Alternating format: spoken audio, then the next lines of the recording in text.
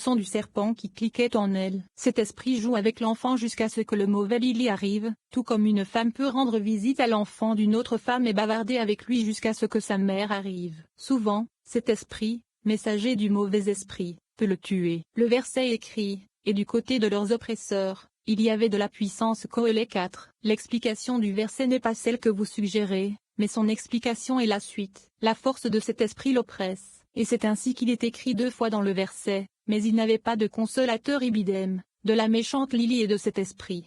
321. Il s'est dit, vieil homme, maintenant tu as des amis, tu parles comme quelqu'un qui n'a jamais vu de guerre. Ils sont en paix avec toi. Désormais, je n'enlèverai pas de moi les armes de guerre pour que mon nom soit rappelé. 322. Ce péché qui est à l'affût, c'est-à-dire le serpent dont il est écrit, le péché croasse à la porte. Bereshit 4:2.7, étant la porte du Malkout, se tient à la porte comme un chien. Lorsque le dernier son est émis, lorsque la femme sur le point d'accoucher crie, juste avant l'accouchement, il saute de la porte et poursuit la femme. Pourquoi? Parce que le Saint, béni soit-il, envoie une clé pour ouvrir la femme et quand la voix s'envole, la clé arrive. Le serpent suit la voix qui est émise et se rend à la colline de l'estomac, désignant Eusod, comme Netza. Od et Eusod sont appelés les basses montagnes.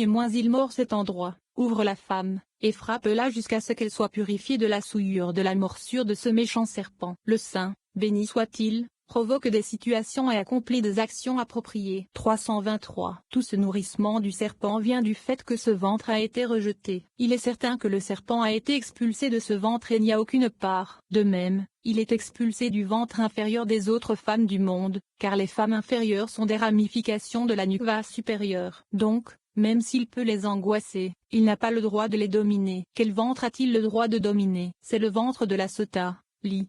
Une femme mariée soupçonnée d'adultère, au sujet de laquelle il est écrit, et son ventre se gonflera à Bamidbar 5h27. Avec ce ventre, il agit avec vengeance car ce ventre lui appartient pour en faire ce qu'il veut, et le Saint, béni soit-il, lui a permis cela afin qu'il ne soit pas totalement évincé. Mes amis, écoutez, je ne vous ai pas vu et je ne vous ai pas parlé, tout est fatigué. Kohélet 8. Personne ne peut parler, même les paroles de la Torah sont fatigantes.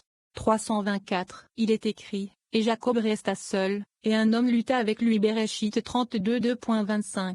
Et quand il vit qu'il ne l'emportait pas sur lui, il toucha le creux de la cuisse. C'est de ce creux que l'autre côté a profité de Jacob. Cette cuisse était dans un état de faiblesse jusqu'à la venue de Samuel. Quelle est sa faiblesse? Elle n'attirait pas la lumière de la prophétie. Lorsque Samuel est arrivé, il a pris cette cuisse et l'a retirée de la place de l'autre côté et l'en a arrachée. À partir du moment où elle a été enlevée, elle n'avait plus aucune part de sainteté. 325. Le Saint, béni soit-il, ne l'a pas retenu ou rejeté totalement lorsque Samuel a pris la cuisse, mais lui a donné une portion. Il lui a donné la cuisse et le ventre de la Sota, en échange de la cuisse et du ventre qui lui avaient été pris. Ces deux choses, le Saint, béni soit-il, les a donnés à l'autre côté afin que le lieu de sainteté en soit totalement exempt. 326. Il est écrit, et ta cuisse tombera. Bamidbar 5h22. Il demande, il faut lire, et sa cuisse tombera. Il est écrit, pour faire gonfler le ventre ibidem, mais il faut écrire, et son ventre se gonflera. Il répond, ceci est semblable à celui qui jette un os à un chien et lui dit, ceci est à part. C'est pourquoi le verset dit, pour enfler, pour tomber. Rien ne l'a blessé autant que lorsqu'il a été privé de la cuisse pour laquelle il s'est battu, comme l'indique le verset, et il y a un homme qui s'est battu avec lui. Il l'avait gagné, mais on l'a lui enlevé.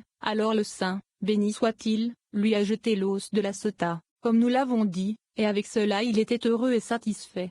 327. Tous ces chariots et leurs compagnons désirent toujours la cuisse et y aspirent. Il en résulte que les genoux des sages sont fatigués de l'autre côté, car tout ce qu'ils désirent est la cuisse, et en particulier la cuisse du sage. Tout est remis à sa place et le Saint, béni soit-il, ne manque de rien, et il souhaite que seul son peuple, son lot, sa portion, s'approche de la sainteté. Comme le Saint, béni soit-il, fait en haut, les enfants d'Israël font en bas, et il doit en être ainsi. Comme nous l'avons appris, il est interdit aux enfants d'Israël d'enseigner la Torah aux païens, comme il est écrit, il déclare sa parole à Jacob. Il n'a agi ainsi avec aucune autre nation. Tehillim 147 2.19-20, car il est nécessaire de les éloigner de la censité. 328. C'est pourquoi Jacob et Samuel l'ont mis de côté afin qu'ils ne fassent pas partie de la sainteté. C'est pour cette raison que toute la préservation de la haine envers les enfants d'Israël concerne ceux-ci. C'est comparable à un chien qui s'empare d'un oiseau propre au marché, et avant qu'il ait la chance de le briser,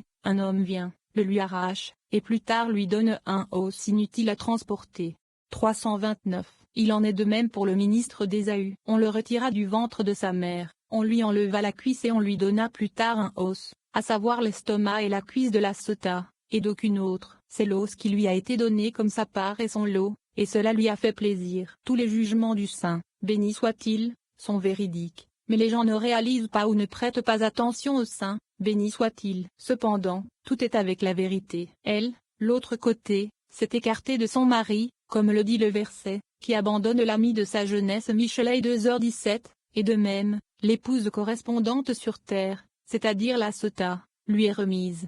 330. Venez et voyez, celui qui trouve un ami comme lui, qui agit comme lui, l'aimera, s'attachera à lui et le favorisera avec bonté. Cependant, l'autre côté n'est pas ainsi. Lorsqu'il trouve quelqu'un qui a quitté le côté saint du saint, béni soit-il, et se comporte comme lui, et s'y accroche, alors il tente de le détruire. Cette femme a imité sa voix et s'y est accrochée. Regardez ce qu'il lui a fait. Point et son ventre se gonflera, et sa cuisse tombera. Le saint, béni soit-il, n'est pas ainsi. Il aimera cette personne qui quitte l'autre côté et s'accroche au saint, béni soit-il, et il lui dispensera toutes les bontés du monde. Il se dit à lui-même, maintenant, vieil homme, prépare-toi car le serpent essaie de te séduire mais n'y arrive pas. Le discours du vieillard revient sans cesse sur la question de celui qui n'a pas de descendance. Il dit que Dieu ne veut pas que celui qui pratique le mal produise des générations futures qui pourraient dévaster le monde. Le marchand raconte l'histoire du roi Salomon chevauchant l'aigle sur 400 parasangs jusqu'à arriver aux montagnes des ténèbres. Là, dans la région de l'Olivier, le roi Salomon a appris la sagesse étrangère qui l'intéressait, puis il est remonté à bord de l'aigle et rentré chez lui. Puis il contempla la sagesse qu'il avait apprise. Il connaissait les nombreuses oppressions du monde. 331. Il se mit à dire, quel profit l'homme tire-t-il de tout le travail qu'il accomplit sous le soleil? Coëlée 2.3. Il demande,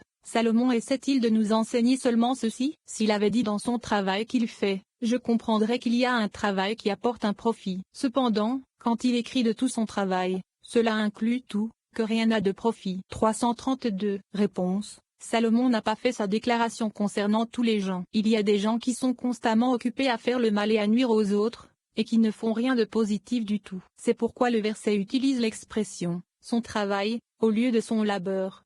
Son travail, amalo, signifie des actes malveillants, comme l'écrit un verset, son méfait, amalo, retombera sur sa propre tête. Teilim 7h17. Où il n'a pas vu de perversité, amal, en Israël Bemidbar 23h21. Le mot labeur est utilisé pour impliquer des actes positifs, comme le dit le verset, car tu mangeras le labeur, Yogia, de tes mains. Teilim 128 2.2. Et Elohim a vu mon affliction et le travail, Yogia, de mes mains. Bereshit 31 2.42. Mais de Amal il est dit, malice et méchanceté. Teilim 10h14. C'est pourquoi, il dit, quel profit à l'homme de tout son travail qu'il travaille sous le soleil, car c'est sous le soleil qu'il se trouve, en se reportant à l'autre côté, qui est au-dessous du soleil.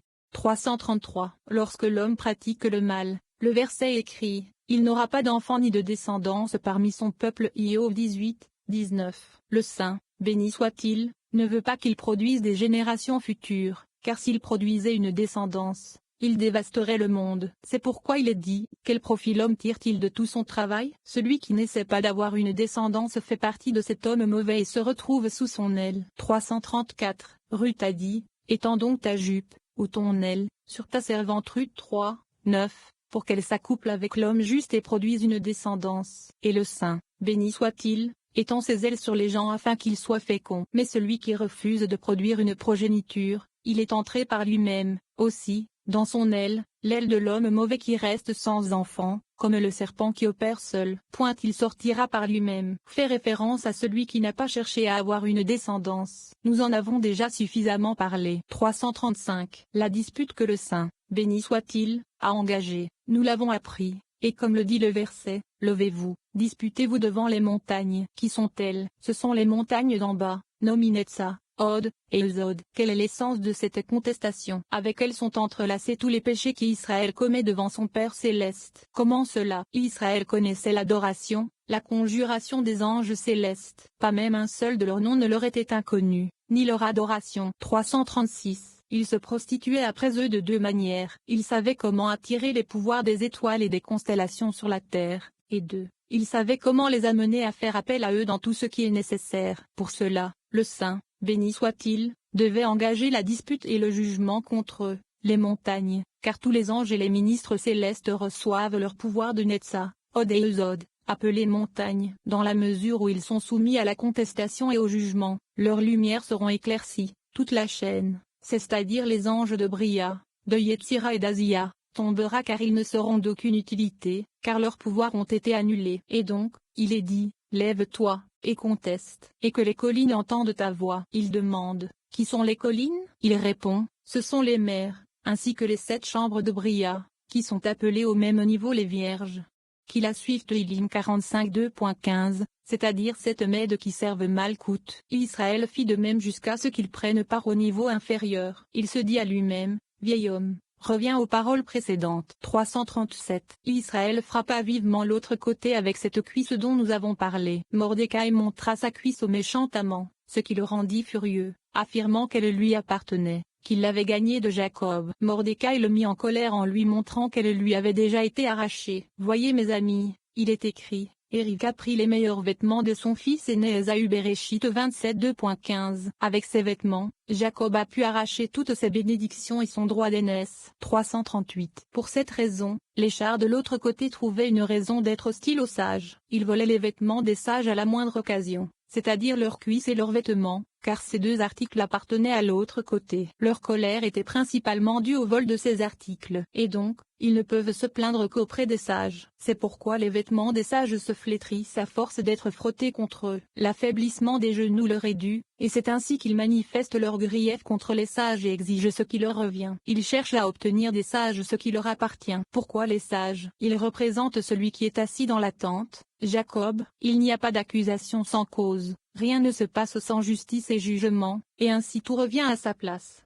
339. Salomon dit, je m'en retournai, et je considérai toutes les oppressions commises sous le soleil, et voici les larmes de ceux qui étaient opprimés, et qui n'avaient pas de consolateur, et du côté de leurs oppresseurs, il y avait de la puissance, mais ils n'avaient pas de consolateur. Kohélet 4. Nous avons parlé de ce à quoi il fait allusion. Le verset dit, je suis revenu. D'où Salomon est-il revenu? On peut en conclure que cela signifie qu'après cette affaire, il a répété quelque chose d'autre, et donc il a voulu dire je suis revenu. C'est bien, mais si c'est le cas, il aurait dû dire, je suis retourné et j'ai réfléchi. Pourquoi dit-il, je suis retourné?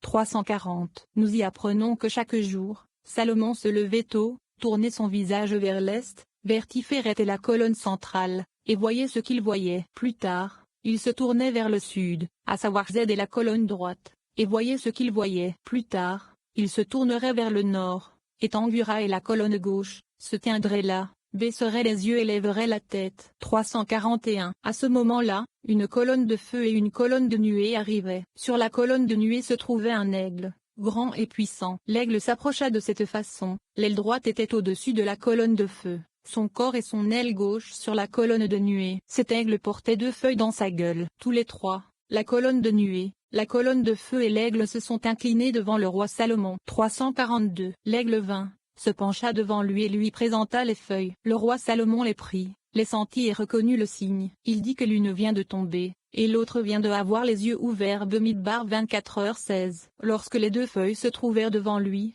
il réalisa que tant tomber que avoir les yeux ouverts souhaitait lui révéler quelque chose.